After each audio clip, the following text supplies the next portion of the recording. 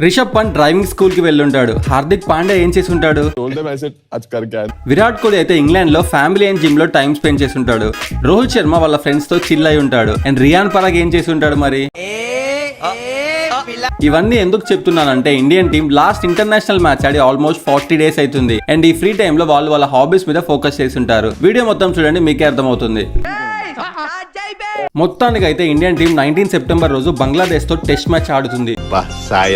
And మన cricket fans కి final గా ఎంటర్టైన్మెంట్ దొరుకుతుంది. నేనైతే క్రికెట్ ని ఫుల్ గా మిస్ అయ్యా. బోర్ కొట్టినప్పుడల్లా ఓల్డ్ మ్యాచెస్ హైలైట్స్ చూసుకుంటూ కూర్చున్నా. ఇక మ్యాచ్ గురించి మాట్లాడుకుందాం. బంగ్లాదేశ్ కెప్టెన్ నజ్ముల్ హుసేన్ అయితే ఫుల్ కాన్ఫిడెంట్ ఉన్నాడు. రీసెంట్ గా పాకిస్తాన్ మీద పాకిస్తాన్ లోనే టెస్ట్ సిరీస్ గెలిచారు. సో అదే కాన్ఫిడెన్స్ తో ఇండియాలో ఉన్న 2 టెస్ట్ మ్యాచెస్ కూడా గెలుస్తారంట. కాన్ఫిడెన్స్ ఉంటే పర్లేదు, బట్ పాకిస్తాన్ అండ్ ఇండియా ఒకటే అనుకుంటే మాత్రం పప్పులో కాలేసినట్టే. ఇండియన్ టీం 2012 నుండి ఇప్పటిదాకా ఇండియాలో ఒక్క టెస్ట్ సిరీస్ కూడా ఓడిపోలేదు. వరుసగా 18 టెస్ట్ సిరీస్ గెలిచారు. ఇది ఒక రికార్డ్. సెకండ్ ప్లేస్ లో ఆస్ట్రేలియా ఉంది 10 కంటిన్యూస్ సిరీస్ విన్స్ తో.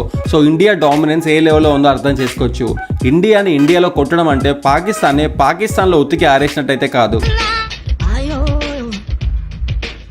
ఇంగ్లాండ్, ఆస్ట్రేలియా, న్యూజిలాండ్ లాంటి టీమ్స్ ఇక్కడికి వచ్చి ఎన్నో సిరీస్ లో ఓడిపోయారు. బంగ్లా కెప్టెన్ కి కాన్ఫిడెన్స్ ఉంటే ఇట్స్ ఫైన్, బట్ అది ఓవర్ కాన్ఫిడెన్స్ అయితే మాత్రం కుక్కని కొట్టినట్టు కొడతాడు. అదనమాట సంగతి. ఇండియన్ టీం ప్లేయింగ్ 11 అయితే ఇలా ఉండొచ్చు.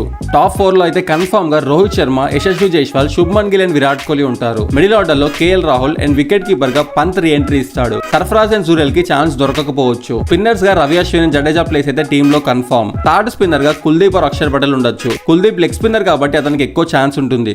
తొక్కేశారమ్మా లోకల్ పాలిటిక్స్, టాలెంట్ అంతా తొక్కేశారమ్మా. ఫాస్ట్ బౌలర్స్ గా జస్ప్రీత్ బుమ్రా అండ్ సిరాజ్ ఉంటారు. నాకు ఏం చేయాలో తెలియట్లేదు. ఇదే నేను అనుకునే ప్లేయింగ్ 11. మరి మీరేమంటారు? ఇందులో ఏమైనా చేంజెస్ జరగాల? కామెంట్స్ లో చెప్పండి. రోహిత్ శర్మ పుల్ షాట్స్ కి, కోహ్లీ కవర్ డ్రైవ్స్ కి, పంత్ ధనాధన ఆటకి మీరు ఎక్సైటెడ్ గా ఉన్నారా? అయితే వెంటనే వీడియోకి లైక్ చేయండి. క్రికెట్ ఫ్యాన్ అయితే ఛానల్ కి ఖచ్చితంగా సబ్స్క్రైబ్ చేసుకునే వెళ్ళండి. Thank you for watching. మళ్ళీ కలుద్దాం. జై హింద్, జై భారత్.